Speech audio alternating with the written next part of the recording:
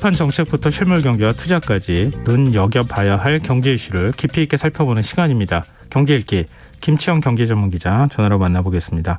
안녕하세요. 네, 안녕하세요. 네, 오늘은 지금 거의 초미의 관심사가 될 만한 지역에 대한 얘기를 준비하셨네요. 대만 이야기 해주신다고요? 네, 그렇습니다. 대만이라고 하면 지정학적 리스크를 먼저 떠올릴 수가 있는데요. 네. 이게 또 경제하고도 굉장히 밀접한 얘기들이 좀 섞여 있거든요. 예. 그래서 경제 쪽으로 제가 좀 풀어드릴까 하는데, 당장은 미국이 추진 중인 이른바 치포동맥의 핵심 국가 중 하나가 대만입니다. 예. 이제 많이들 아시는 TSMC라는 반도체 위탁 생산 세계 1위 기업이 대만 기업이거든요. 네. 그리고 또 하나의 문제는 대만 인접의 이른바 남중국해 또는 대만 해협 이렇게들 얘기하는데요. 사실 중국이 이번 낸시 펠로시 미국 하원 의장이 대만 방문을 했을 때 발끈하면서 표면상으로는 하나의 중국이라는 원칙을 위반하고 있다 이렇게들 얘기는 하지만 네. 그거는 정치적인 표고에 불과하고요. 사실 그 뒤편에 보면 경제적 득실로 따져서 너무나도 중요한 이 대만 해협, 남중국해를 둘러싼 지배력 문제가 뒤에 놓여 있습니다. 일단 치포동맹 얘기부터 좀 해볼까요? 일단 펠로시 네. 의장이 오늘 오후 방한 일정 마치고 이제 출국했는데 이것하고 어떤 관계가 있을지도 설명 좀 해주세요. 네. 대만을 들러서 한국에 들어왔다 이제 나갔죠. 예. 치포동맹은 반도체 제조의 핵심 국가들, 그러니까 미국을 중심으로 우리나라 그리고 일본과 대만을 일컬어 치포라고 부르고요. 네. 동맹이니까 이 네 나라가 손을 든든히 잡자 이런 얘기가 되겠습니다. 코로나19 팬데믹을 거치면서 글로벌 공급망 문제가 터졌고 특히 반도체 공급 문제가 얼마나 많은 분야에 영향을 미치는지를 이제 경험을 했거든요. 네. 하지만 그동안 세계 각국이 자신들이 잘하는 분야를 발전시키고 서로 교육을 통해서 물건을 만들어 왔기 때문에 특히 반도체 공급망은 특히 더 많은 나라들도 좀 전문화되어 있는 상태입니다. 네. 그렇다 보니까 미국이 당장 모든 공급망을 자국에 지금 만들 수는 없는 상태거든요. 그러다 보니까 이 핵심 국가들을 묶어서 이른바 공급망 동맹을 맺겠다는 게 이른바 치포 동맹의 핵심 내용이라고 보시면 되는데요. 미국은 이제 반도체 설계 분야의 강자이고 한국은 메모리 반도체 세계 강자고요. 예. 그리고 일본은 이제 반도체 소재, 대만은 이제 위탁 생산 이런 식으로 이제 각자 잘하는 부분이 있기 때문에 네. 이 네 개 나라만 힘을 합쳐도 전 세계 반도체 시장을 좌지우지할 수 있다 이렇게 보고 있는 겁니다. 그리고 위급한 상황에 서로 먼저 공급하고 이 나라에만 먼저 물건을 준다라고 하면 이 네 나라는 사실 큰 공급망의 문제를 겪지 않을 수 있다라는 것도 좀 깔려 있는 것 같고요. 네. 그래서 바이든 대통령이 우리나라에 방한했을 때도 이런 구상과 협력 등을 논의하고 갔고요. 예. 미국은 현재 8월까지 우리나라의 치포 동맹 참여 등에 대한 답변을 요구하고 있는 상황입니다. 네. 펠로시 의장도 일단은 이런 것들을 표면상으로 내세우면서 대만도 들르고 한국도 들르면서 협의도 하고 체크하기 위해서 들어왔다 이렇게 얘기를 하고 있었죠. 근데 우리나라의 경우에 반도체 생산량의 한 60%좀 된다고 제가 알고 있는데요. 중국으로 네네. 그렇게 많이 수출을 또 한다 그러네요. 근데 치포 동맹에 우리가 들어갔을 때 그때 네네. 만약에 중국하고 뭔가 이제 대립을 하게 되거나 이러면은 우리가 타격이 크지 않겠느냐. 치포 네. 동맹을 그럼 과연 가입을 해야 되는 거냐. 이렇게 고민스러운 얘기들도 하더라고요. 어떻게 봐야 됩니까? 네, 맞습니다. 그래서 장사하는 사람 입장에서는 굳이 고객을 선을 그어놓고 물건을 팔 이유는 없거든요. 예. 그래서 미국의 이른바 치포동맹은 꽤 폐쇄적인 구조를 갖게 될 것으로 보여서 조금 애매한 상황입니다. 그러니까 무슨 말이냐면 기술적인 부분이나 물건을 팔고 공급하는 차원에서 이들 동맹국을 최우선으로 하고 그 외 국가들은 배제하는 방식이 아마 될 것으로 지금 얘기가 되고 있습니다. 예. 특히 민주주의 동맹 국가의 반대편에 있는 중국이나 러시아 등은 이제 사실 이 동맹 국가에서 제외가 되고 그렇게 되다 보면 이들을 약간 배제하는 느낌의 동맹이 될 수 있다는 것이죠. 그렇다 보면 방금 지적해 주신 것처럼 우리 입장에서는 가장 큰 고객을 잃게 되는 문제가 생기거든요. 네. 우리나라 반도체 수출의 60%가 중국으로 나가고 있습니다. 그래서 현재 이 치포 동맹에 가입하는 게 이득이긴 하지만 배타적인 동맹으로 가면 안 된다. 이게 우리나라의 지금 입장입니다. 이걸 미국에게 우리가 지금 요구를 하고 있는 상황이고요.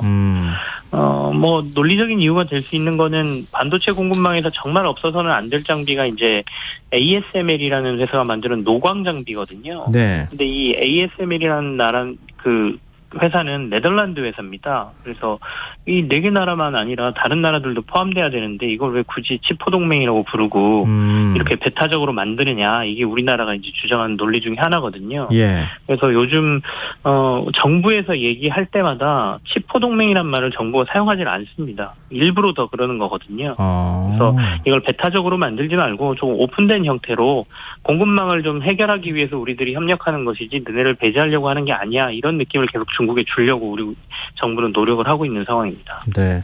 지금 이제 경제 동맹이 안보 동맹이 되고 안보 동맹이 경제 동맹이 되는 이런 시대가 좀 이런 시대에 들어간 거잖아요, 우리가. 네, 어찌 보면. 맞습니다. 네. 근데 지금 일종의 이제 지정학적인 부분으로 이번에 이제 대만 얘기 나올 때도 언급이 됐던 게 남중국해 문제였어요. 그렇습니다. 이거는 경제적으로 어떤 가치가 있다고 봐야 되는 겁니까?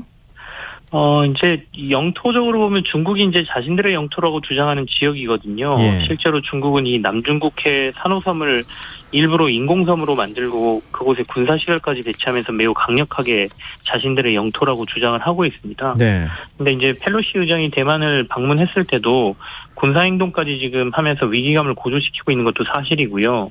그건 이제 말씀하신 것처럼 남중국해가 가지고 있는 경제적인 이권, 그러니까 그런 것들이 뒤에 깔려 있는데요. 제가 몇 가지 사례들을 말씀을 드리면, 남중국해는 세계적으로 매우 중요한 항로 중에 하나입니다. 예. 인도양에서 아시아와 태평양으로 뻗어 있는 지역인데요. 이 항로를 통해서 연간 3조 5천억 달러 규모의 교육이 이루어지고 있고요. 중국의 해상 교역량의 3분의 2가 이곳을 통합니다. 그리고 전 세계 해상 교역의 30%가 이곳을 지나거든요. 이곳을 지나가는 원유량만 하루 1,500만 배럴 정도가 되고요. 네. 중국의 경우에는 중국이 수입하는 석유의 80%가 이 항로를 통해서 들어와야 됩니다. 비단 이게 중국에게만 중요한 항로가 아니고요. 우리나라하고 일본에도 매우 중요한데, 일본 해상 교역의 30%가 이 항로를 통해야 되고요. 특히 일본과 우리나라가 가져오는 원유와 천연가스의 3분의 2가 이 항로를 통해서 들어오기 때문에 예. 이곳을 만약에 누군가가 문제를 일으켜서 틀어막아버리면 전 세계 교역이 막히고 우리가 경험하지 못한 공급망 문제와 에너지 문제를 겪을 수가 있습니다. 이거를 이렇게 중요한 항로를 미국이 탁 틀어막으면 중국은 꼼짝도 못한다, 이런 위기감이 작동하고 있다는 거잖아요. 중국 입장으로 보면 미국도 이렇게 네, 중요하기 그렇습니다. 때문에 이 지역, 이 그 해상이 굉장히 중요하다, 이제 이렇게 판단하고 있는 건데, 말씀 듣다 보니까 우크라이나의 돈바스 지역이 떠올라요. 러시아가 이거 꼭 가지려고 하고 우크라이나는 안 된다, 이렇게 얘기하는 것도 같은 이유입니까? 네, 맞습니다. 그러니까 돈바스 지역은 이제 러시아와 유럽의 문제죠. 그쪽을 통해서 에너지와 농산물 공급이나 뭐 이런 것들이 많이 이루어졌지 않습니까? 네. 근데 이제 남중국해를 아까 들어보시면 알겠지만 여기는 단순히 에너지뿐만 아니라 모든 교육의 통로입니다. 특히 제조업의 강국인 한국과 일본의 물동량이 이쪽으로 지나가고 있다는 게 굉장히 중요한데요. 예. 그래서 더 큰 문제를 일으킬 수 있는 지역입니다. 우리나라만 떼놓고 보더라도 당장 지금 유럽이 겪고 있는 위기를 우리도 겪을 수 있다는 얘기가 되는데요.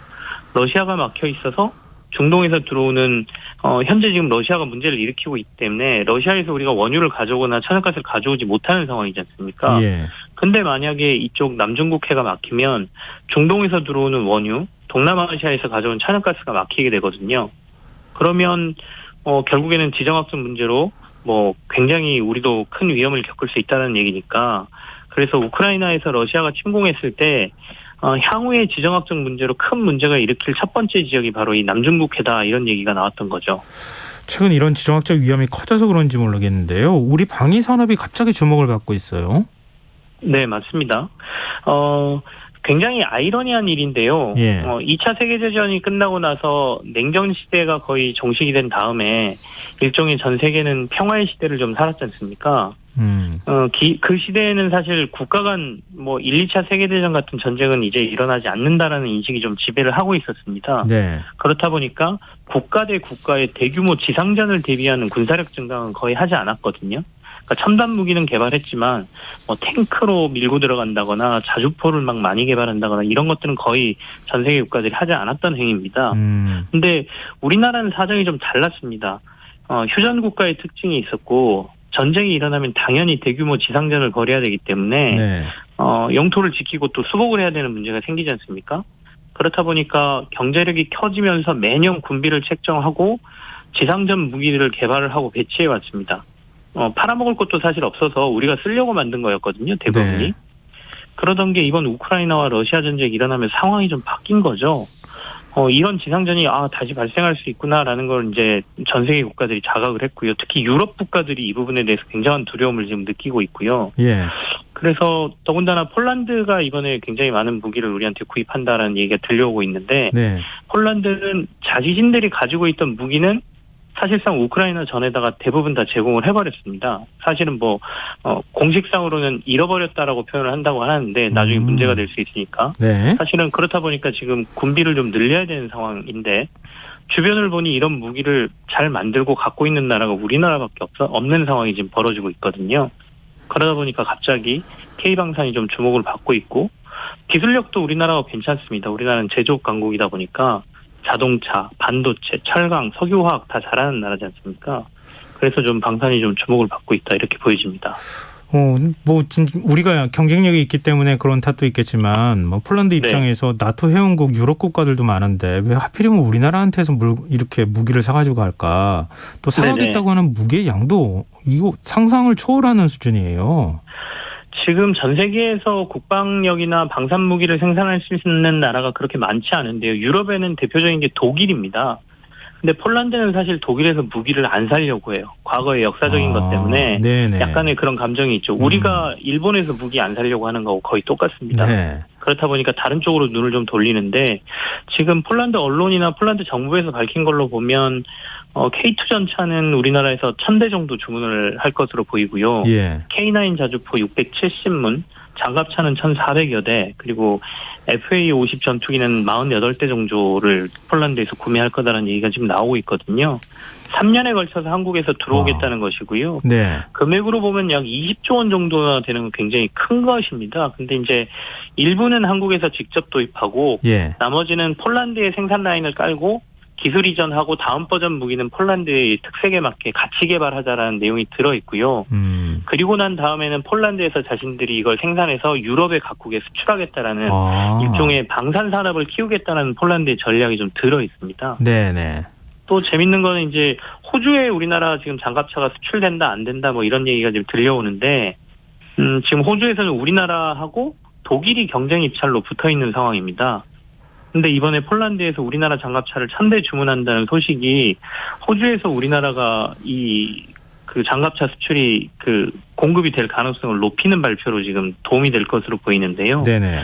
왜냐하면 호주는 이제 합작사를 만들고 호주에서 생산 라인을 깔아서 지금 이 장갑차를 들여올 생각인데 원래는 호주에서만 그러면 생산 라인을 깔고 호주만 소비를 해야 되지 않습니까? 예. 근데 폴란드에서 지금 1000대를 수입해 주겠다고 하니까 이거 깔면 나중에 수출도 되겠나라는 생각을 할 수가 있어서 조만간 호주에서도 좋은 소식이 들려올 수 있다라는 방산 쪽의 얘기가 지금 들려오고 있습니다. 네, 그렇군요. 근데 우리 무기 수출하는 거 우리 경제에도 도움되니까 좋긴 할 것 같은데 너무 대놓고 홍보하는 거는 조금 그렇긴 하다 이런 생각도 한편으로 갖게 되더라고요. 자, 오늘 경제일기 여기까지 하겠습니다. 지금까지 김치영 경제전문기자였습니다. 고맙습니다.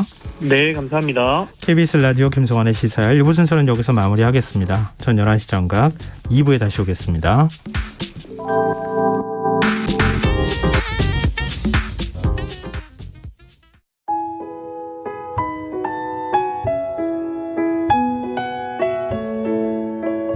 경제적인 어려움에 처한 위기 가정들이 늘고 있습니다. 복지 사각지대에 처해 있는 가정들을 미리 찾아서 지원하고 위기로